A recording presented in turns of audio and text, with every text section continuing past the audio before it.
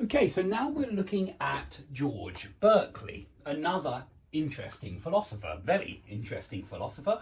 And I've just read the very first essay of his seminal text. Yeah, he wrote this really influential text involving a debate. It's 3 essays of Philonous discussing idealism and materialism with Hylas. Yeah, it's 3 different discussions. And we're just going to look at the very first discussion because it really is enough to fill up the board with ideas. And we're touching on many topics that we've already looked at. We're certainly looking at John Locke one more time and primary and secondary qualities, because Berkeley discusses these in this very first essay in detail. And what you've got to understand with Berkeley is his main claim, which is that there's no such thing as material substance. Now, what exactly does he mean by this?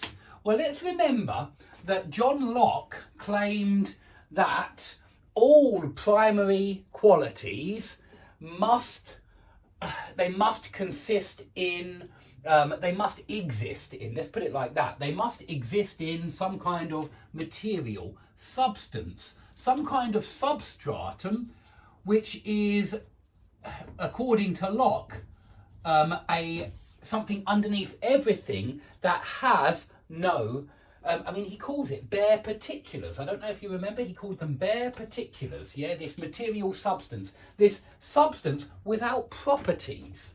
And that's what Berkeley's arguing against, that there's no such thing as substance without properties. And I've got to be honest, I agree with Berkeley there, although I disagree with his conclusions.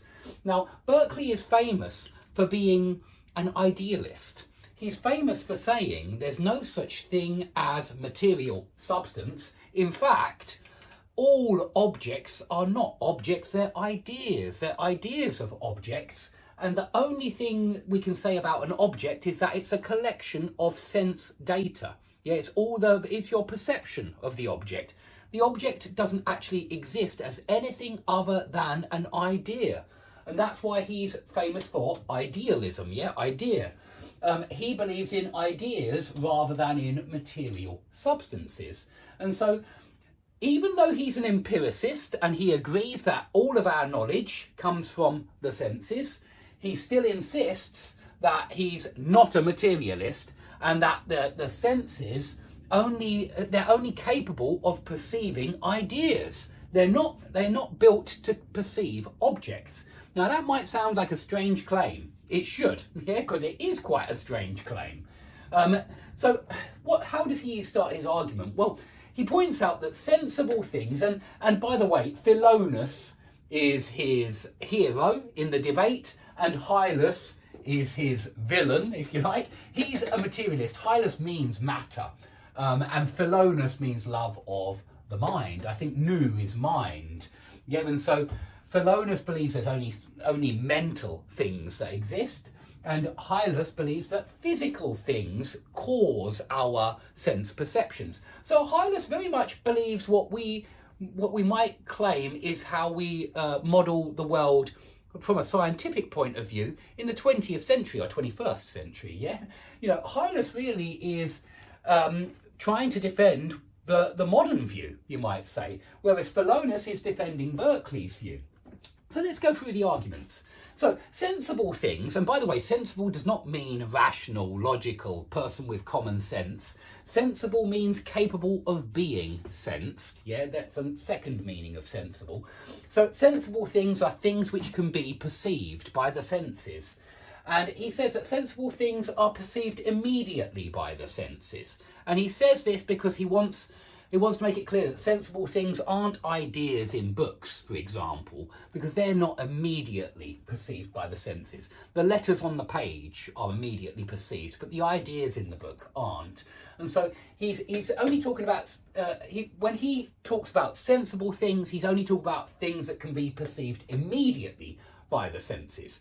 And now he goes into the topic of heat, which is, of course, a secondary quality according to John Locke. Yeah, it's a secondary quality. Now let's remember, why did Locke separate primary qualities which inhere in the object and secondary qualities which make an impression on our senses, but it's due to the motion of the matter in the object that they make this impression. And so secondary qualities were heat, colour, sound. All of those are secondary qualities. They're not the same as primary qualities like size, extension, shape. They are different. And he asks us, Philonous, Berkeley's hero, asks us, does heat's reality consist in being perceived, as Berkeley thinks, or in something separate from the mind, in it being something separate from the mind? Yeah, where does its reality lie? Is it in being perceived? Is it a mental thing? Or is it in something separate from the mind? Is it a physical thing separate from our mind?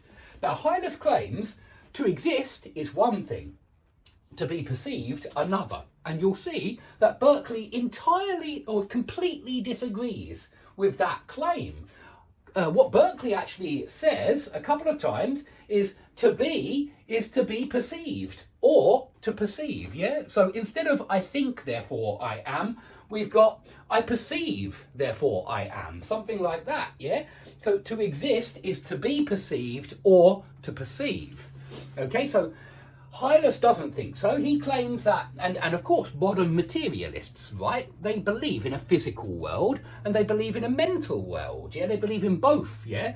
We think that existing is one thing and being perceived is another thing, yeah, that the two are different things.